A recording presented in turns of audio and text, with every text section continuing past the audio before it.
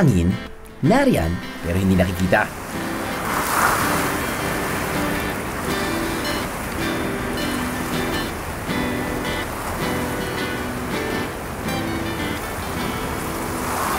Di nahahawakan pero siguradong nadarama.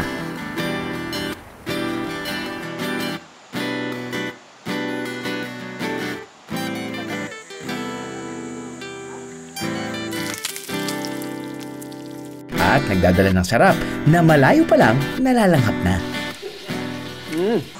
Tonight, let's take a break mula sa lahat ng stress natin sa buhay. Mula sa traffic, sa mga gastusin sa pang-araw-araw.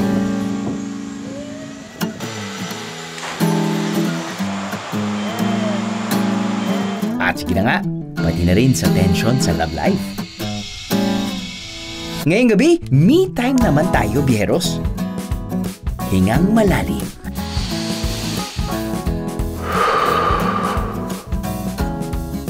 And relax. Habang sinusulit ang ganda ng paraisong ito.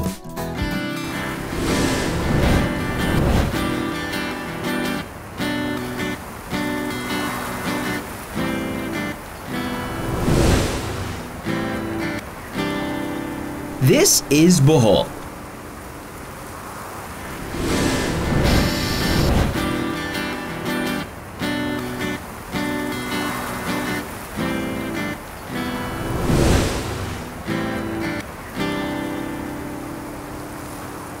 Ano, sama ka sa biyahe ko? Ito ang world-famous Lobok River. Tahimik pa rin kung tutusin. Pero dahil sikat na to, libu-libong turista ang dumarayo dito taon-taon para sa riverboating with buffet.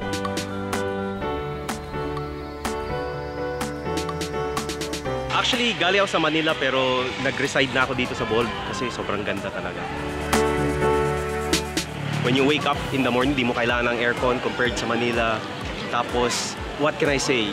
Although sobrang init, fresh na fresh pa rin yung hangin.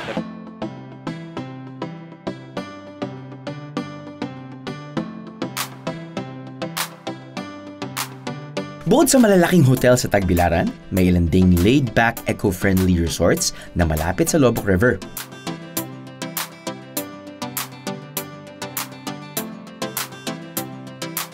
Kaya ng resort na to.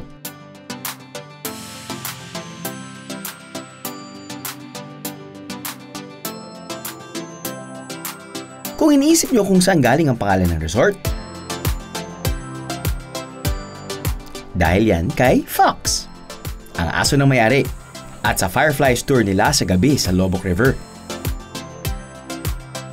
Alam mo, each and every time pumunta kami dito sa Bohol, syempre dadaan kami dito sa Lobok River. At anong ginagawa natin dito sa Lobok River? Sasakay tayo sa isang malaking restaurant, di ba? Tapos nun, kakain tayo. Pero ngayon, parang different experience dahil buti may nagtayo na dito ng, well, syempre may resort, no? Beside the river. But more importantly, may stand-up paddleboard tours. Habang nag-aantay kayo, relax lang muna dito.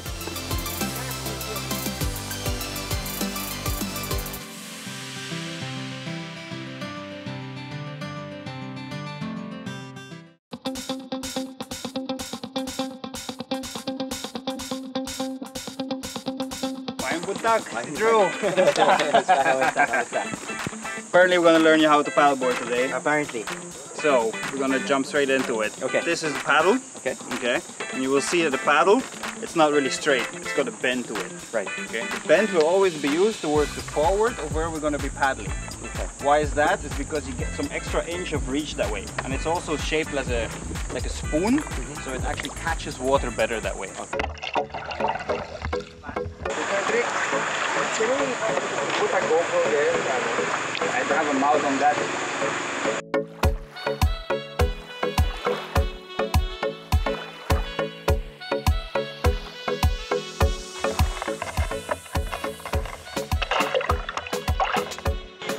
Mas mainam gawin ang paddleboarding sa umaga, biyeros. Pagpatak kasi ng tanghali, Maglalabasan na ang mga riverboats para sa Lubok River Cruise.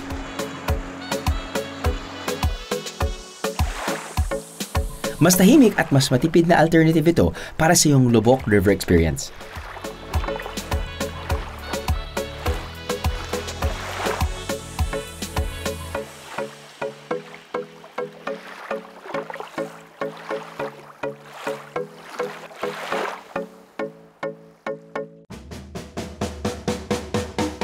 Sa sobrang peaceful nito, may nag-yoga na rin while paddleboarding.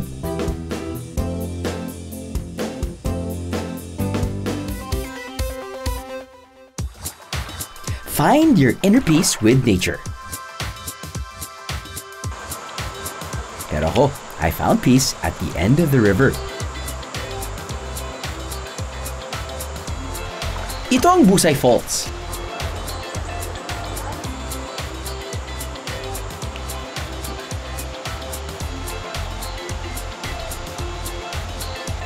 Dito lang umiikot ang mga riverboats habang nasa river cruise.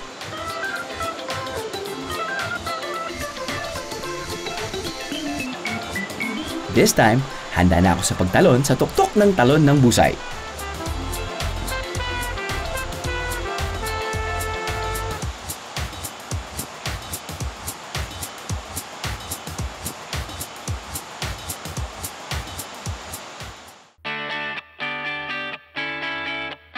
Pagbalik sa resort, hindi mga fireflies na lumilipad sa area ang makikita ko, kundi mga locals. Alam ko, ang karne ka na.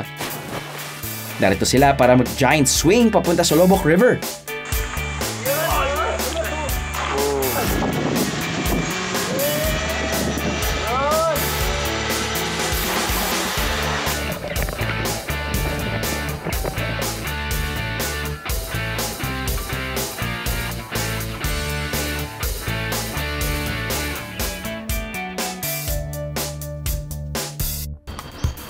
Ako lang ba to?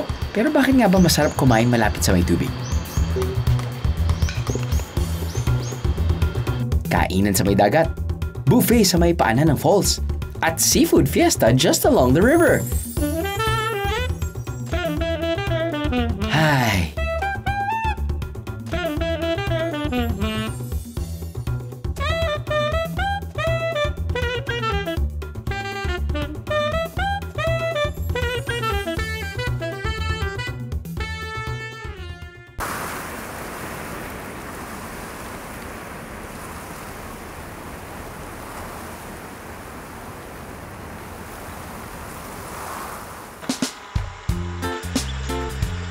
There's a certain summer vibe in this part of Bohol, Bijeros. Malamig ang simoy ng hangin. Yung tipong literal na chill. Mga kuliglig at uli ng mga ibon na tila nagpa-party. It's like listening to a lullaby.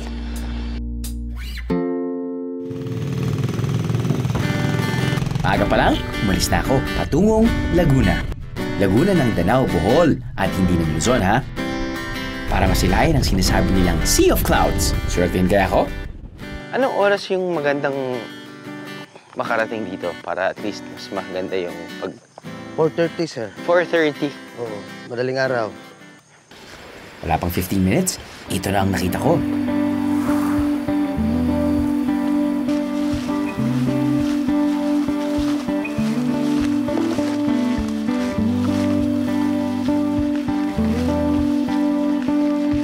Bago ilabas ang mga cellphone para mag-picture-picture, take a step back and enjoy the view.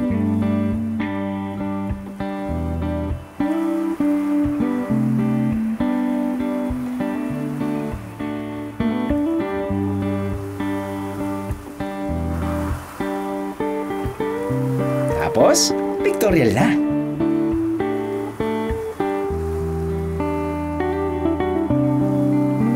Ito yung lugar kung saan gusto mo lang magnilay-nilay.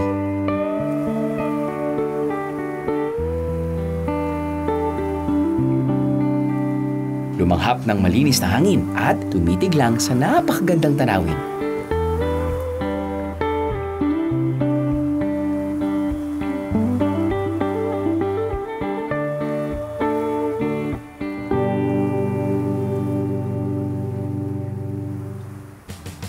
Pero para sa bihero na gusto ng konting adrenaline rush, edi mag-zipline ka!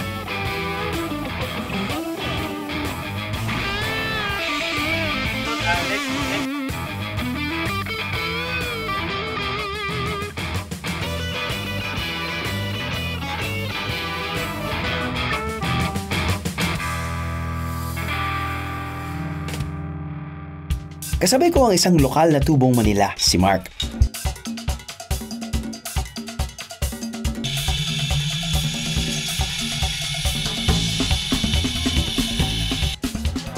Nagulat lang ako na may ganito sa Lubok. Ang akala ko lang before may floating. Pero yun pala, meron na ring mga zipline. Pero once nandun ka, napaka unforgettable na experience. Minsan may makikita kang floating restaurant sa baba. At yun nga, minsan may makikita kang mga cliff. Overall, napakaganda ng view. Marirecommend ko talaga sa iba. Kung gaano ka-importante ang turismo sa mga Boholano, ganun din ka-importante ang kanilang local products. Dito sa Tagbilaran, may isang bakery/merienda turned resto place na suportado ang mga local farmers ng Bohol. Dito yan sa Painitan sa Bolanon. Ang Painitang Bolanon sa Tagalog ay merienda sa Bohol. Ang bibingka dito is really Bohol made. It's katamtaman. Hindi masyadong matamis at hindi masyadong matabang. maraming bibingka. Halos mga 800 to 1,000 a day. Ito ay origin sa Bohol na may ganyang mga kakanin. Merienda, ganon. Tsaka sikwate, yung tawag dito. Hot chocolate po. Yung made in cacao po. 2007, biglang nag-increase ang price sa mga bakery ingredients. May bake shop po kami. Pagkatapos, yung husband ko, nakaisip siya, mas mabuti kung local produce na lang ang gagamitin namin. Nagsimula bilang isang bakery ng mga bibingka, cassava, biko at iba pang kakanin ang Joji's. Sa cassava cake alone, we are baking more than 100 layers. Mga products namin, kami lahat gumagawa. Hindi kami nag-outsource. At isa sa tatak Boholano na ibinibenta nila ay ang kusahos. Yung kusahos, traditional way of preparing our meat here in Bohol. You have to put the salt, then marinate it with the salt for about 15 minutes. Then, after 15 minutes, you have to get the other ingredients, the vinegar and the other spices. Then, you have again to marinate it for 30 minutes. Then, after, you have to prepare it for drying. Kung ganito kung pag summertime, it will only take 3 hours. Pero kung hindi summertime, it will take you about 6 hours.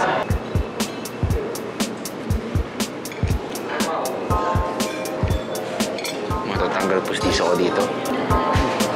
This is the old way of preserving food, di ba? Dina-dry and everything. Okay yun. Pero yung sa-sacrifice mo lang, yung, I guess, tenderness. May potential na maging tender yung mismong karne. In this case, syempre dahil i-dry mo yan, titigas siya. Pero mapapalong yung life. But then again, sometimes may mga ibang pagkain na kailangan may laban eh. Kailangan may challenge. At ito,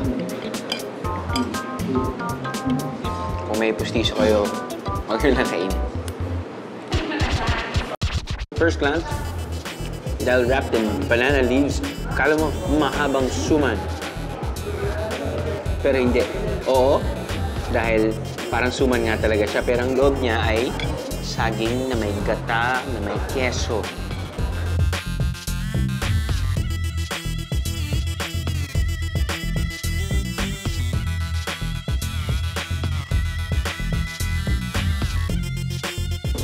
Ito yun, no? Parang siya kamoteng kahoy. Ang itsura.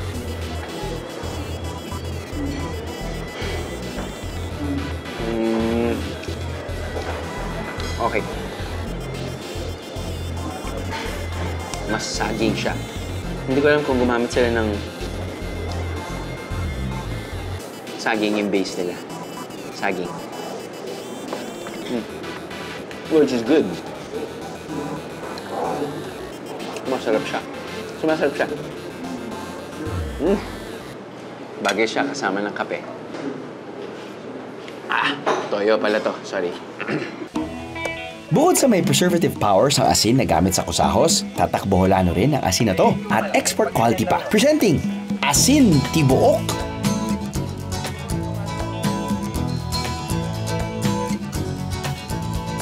Ang mga coconut husk o bunot na galing sa buko ay iniipon para lagyan ng tubig alat mula sa dagat at saka ito ibibilad ng ilang linggo hanggang matuyo at tumigas.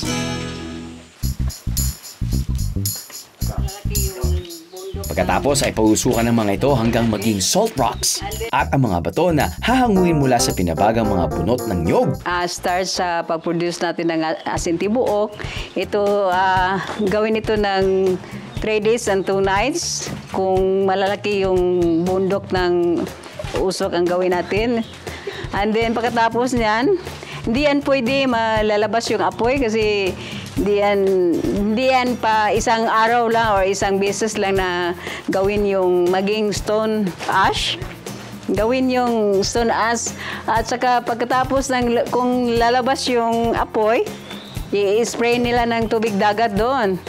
Hayaan nila na nakasipsip yung tubig dagat doon sa looban. Pero hindi yan off yung apoy. Palaging nakasiga doon sa ibaba. Hanggang maubos na yung lahat, yung kahoy panggatong doon sa ibaba, kung lalabas na talaga yung stone ash. And then pagkatapos nito, ito ang resulta naging stone ash. Pagkatapos noon, ilagay nito sa filter, lagyan ng tubig dagat, i-filterize yung doon sa baba, ready for cooking na. Dadaan sa 3 antas ng sea salt filter. Ang filtered seawater ngayon ang lulutuin sa mga paso hanggang maging asin.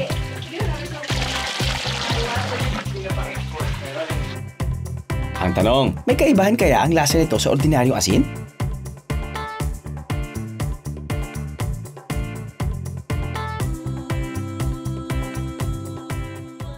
Tikman nga natin to, Ray. Ayan. Kasi pino, no? Pinong-pino. Iba yung alat. Sobrang parat. Ano yung parat? Alat. Parat ka! Parang alat yung mukha mo. Iba yung alat ko. Saka pinong-pino siya. Kung magdadala kayo Hindi siya ganun kaalat. Tama na. Balutin na natin ito. Sunugin natin ulit.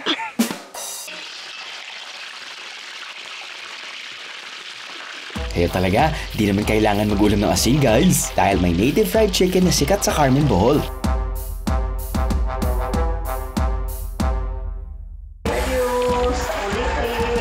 Since bata pa po ako, nagtitinda na sila ng fried chicken. Meron daw silang secret ingredients sa kanilang timpla. Kaya ito nagtagal at masarap na masarap. For over 40 years, di raw nagbago ang kanilang timpla. Timplang binana mismo kay Aling Tani o Cristina Espejo Bunao. Si Aling Tani ang nanay ni Rosel na siyang may-ari ngayon ng lugar.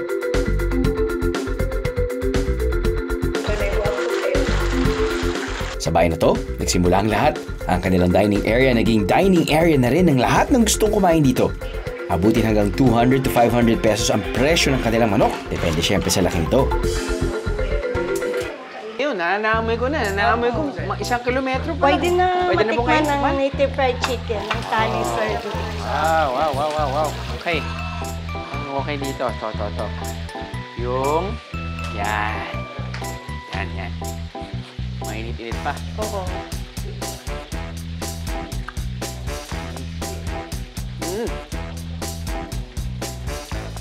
Okay. Gets ko na. Para siyang adobo. Oo.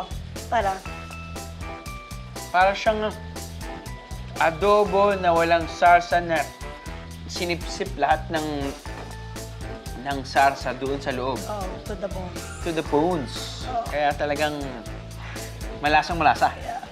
Bago kasi iprito, tinitimplahan ng native na manok at pagkatapos ay pinakukulaan. Adobong fried chicken. Isang style lang yung pagluluto nyo. Yun na yun. Pag sinabi mong fried chicken nyo, yun na yun. Nakakailang benta ko kayo kada araw? Depende. Depende. Oo. Gano'ng katagal po yung marination process nyo? Hindi naman yun i-marinate. Ipaano na lang. Boiled lang siya. I-boil lang siya. Okay. Wow. Sarap siya. Pinakulo. Tapos, pag may umorder, yun, papa. Perfect.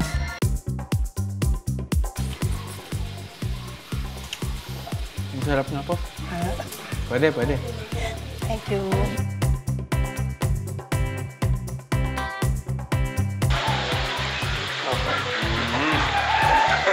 Singoy na mukha ko.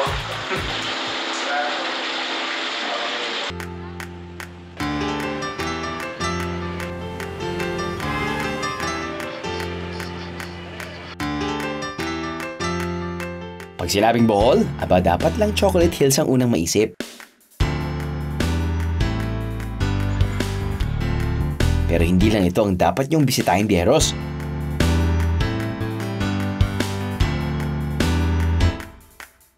Unang-una, taga Tubigon ako. Going to, for example, sa Tagbilaran or Lobok, 50 plus kilometers pero kaya ng isa't kalahati. Di mo magagawa sa Manila yan nowadays. Sobrang traffic at walang pollution pa. But the reason why Bohol is so attractive to tourists is because of the people. It's an extremely friendly place to come to visit. Malaking parte pa rin ng pamumuhay ng mga taga rito ang Lubok River. Isa pa rin ito sa pinagkukunan nila ng malinis na tubig araw-araw. Kaya ganoon na lamang ang pag-iingat nila rito.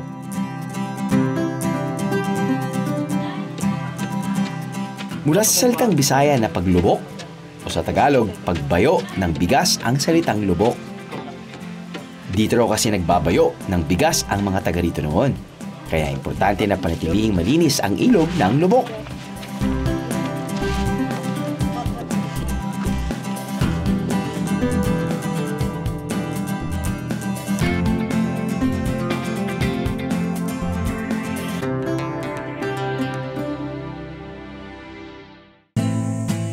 Kaya raw sinikap ng may-ari ng Eco Resort na to na panatilihin ang natural na ganda ng lugar. Bago raw itinayo ang Eco Lodge na to, malagbubat ang kapaligiran. Sinikap ng mga may-ari na huwag putulin ng mga puno nang ipatayo nila ang mga cottage.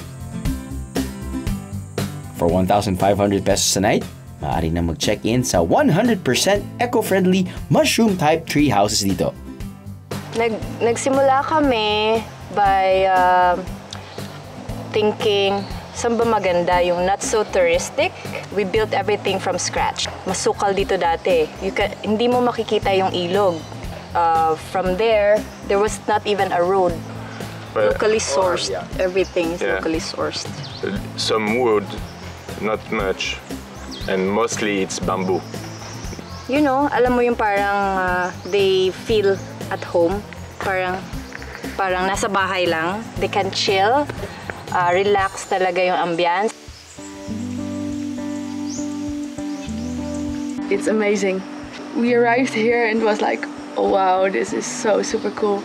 You know, you're entirely surrounded by nature. You have everything here, and you can just relax. I like the concept of the tree house.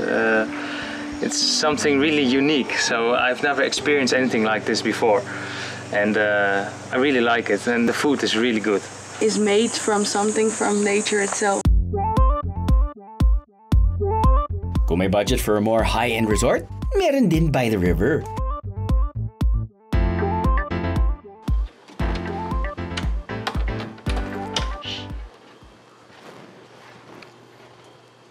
Parang ayaw mo mag-ingay dito eh.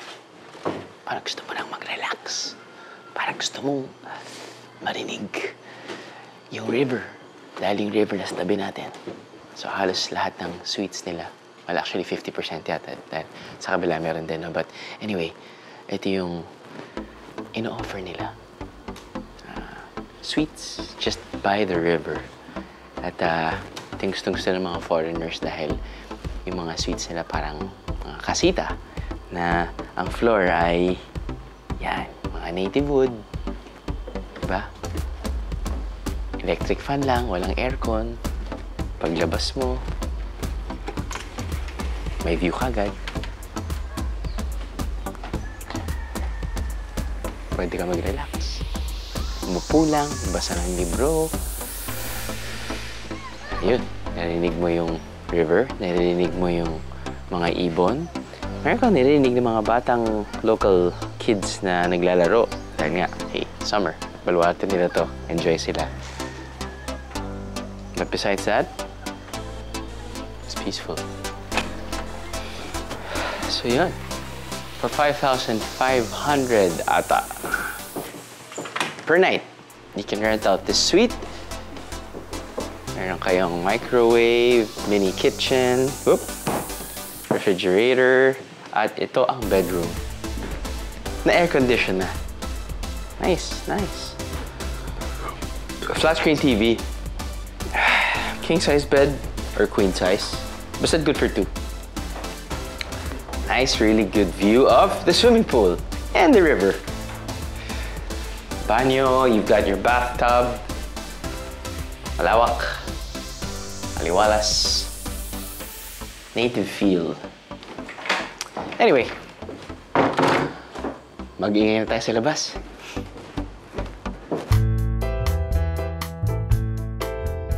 Mag-iingay ka dahil sa kahanguya. Samot-sari rin ang iniyahay nila dito. Pero dahil medyo hapon na, parang gusto ko ng merienda. Ano pa nga ba? Nandito na naman tayo, pero titigim tayo ng mga desserts or merienda nila dito by the river. Not just any river, but the very famous Lubok River here in Bohol. And parang sinap-chop nila, tapos swinern nila, tapos naglagay sila ng strawberry. At ang kanilang kamoting latik at ang kanilang turon na may ice cream, chocolate marble. Dalawang ice cream sa harapan natin ay ang kanilang, I guess, local flavors. Yung isa ay may kamote. Yung isa may carrot. Ang tanong, babagay kaya ito sa carrot cake? O over na yan? Tastes like... Sakto lang, swabe lang. Chill. Chill. Pinapasok ko yung chill mo. Oh. Eto yung masarap. Dito tayo sisikat. Tignan natin ito. Saging.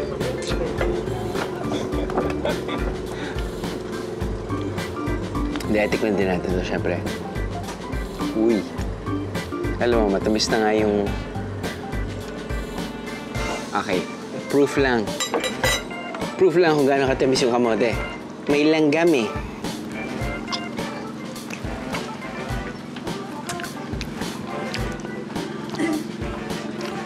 Complex carbs nga. May simple carbs naman. Ayos.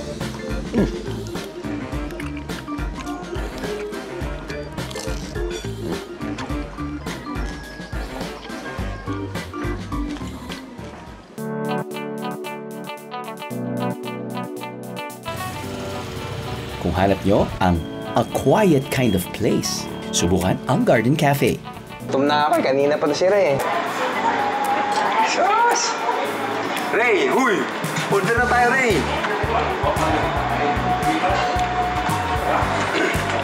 Sus!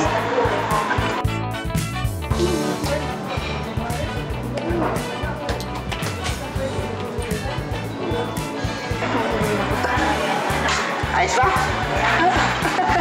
Oh! Oh! Sabi ko sa inyo eh. Malamig ba to?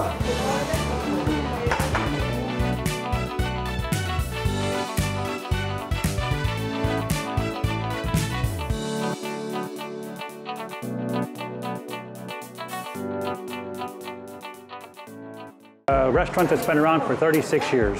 The idea was that we would make a restaurant that would train the deaf and as well as provide employment. It started out as a very small little bamboo restaurant and it grew up. And now it's one of the leading restaurants in town. Sa 36 staff members ng Garden Cafe, kalahati sa kanila ang deaf o bingi. So these are many of our workers. Most of them are deaf. Yes? I like to work because I like to support my kids and my family. Good afternoon. Name is Joel. Joel, you like your job? So I get the food tickets and I cook the meals. And I like it. Yeah. Perfect. Thank you. Kung nagugutom kayo, if you want to order, we have hamburger and we have halo-halo. Siguradong masarap ang kain niyo rito. Meron pa kayong matututunan para sa inyong love life. Or just to sum up Bohol in one word, dito sa Carmen, may umuusbong na activity na tila hangin lang ang may alam. Hello, Andrew. I'm doing good. You? I'm very good. Why are you holding a balloon? Are we going to a birthday party? No, we're not going to a birthday party. We're going to fly a hot air balloon instead. This small? No. That big inside the trailer. Okay, so what's the balloon for? So the balloon that's called a pie ball, and I use it to check the wind speed and wind direction. So before flying, I usually release a couple of those just to check the wind direction and the wind speed. Right. So it's going to tell us where we're going, and it's going to help me plan my navigation, the navigation of the balloon. All right, sure, go ahead. All right. Critical kasi sa pagpapalipad ng hot air balloon ang bilis at direksyon ng hangin para matansya ni Jeremy ang ruta at ang landing spot namin mamaya sa aming paglipad.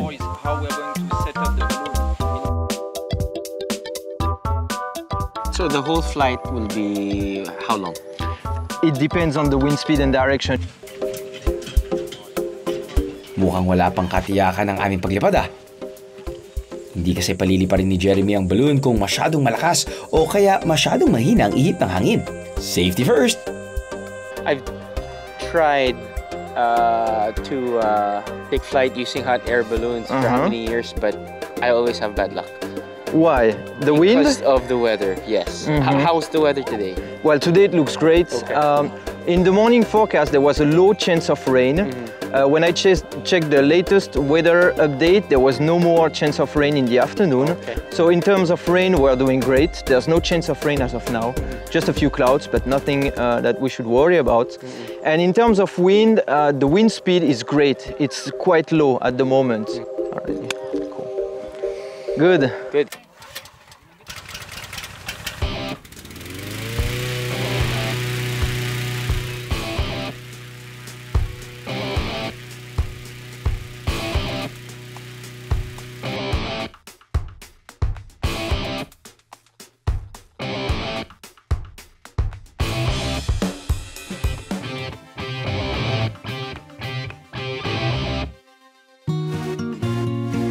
And here we go, viajeros! Today is a day with very little wind, so the takeoff and the landing are going to be very smooth, but regardless, you always need to be prepared, okay? Okay, take off! Bye-bye!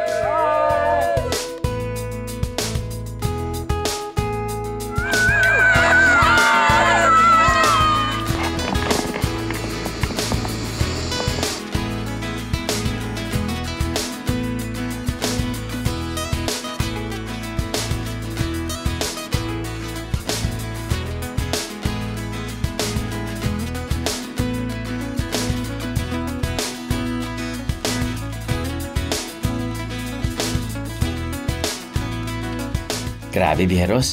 This is really one experience na mukhang tatatak sa aking isipan. Guess one word best describe it is peaceful. Parang siguro if you compare scuba diving and free diving. Scuba diving kasi di ba may ingay, free diving walang ingay. Riding the airplane or the chopper may ingay. Riding the hot air balloon walang ingay. So yeah, it becomes peaceful. At the same time, syempre the views, Chocolate Hill is really nice. During sunset pa, that's a huge bonus. So perfect and peaceful. Samahan pa ng napakagandang sunset na yung viajeros. There are no words to describe how beautiful Bohol is, and to see it from this angle is definitely something else.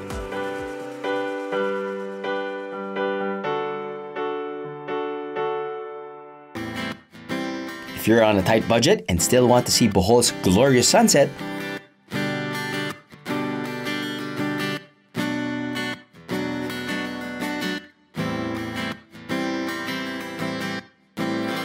ihanda na ang 20 pesos para masilayan si Haring Araw.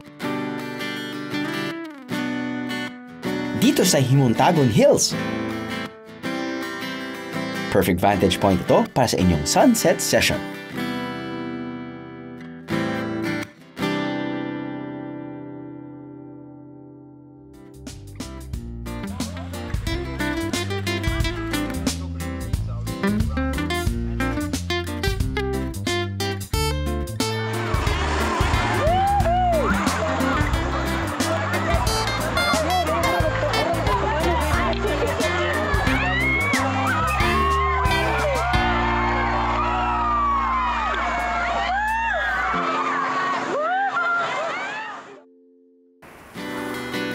Kaano man karami ang dapat gawin, huwag kalimutan ang sarili. Every once in a while, relax. Take a breather.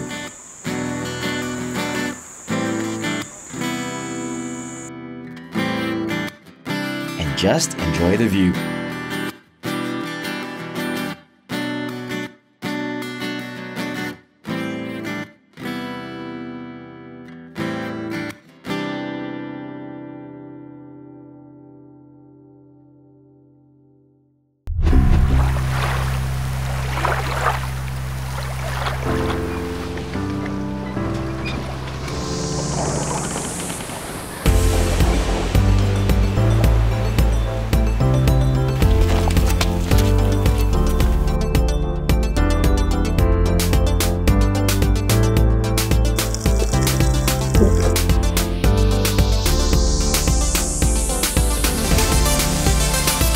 Sama kayo sa biyahe ko?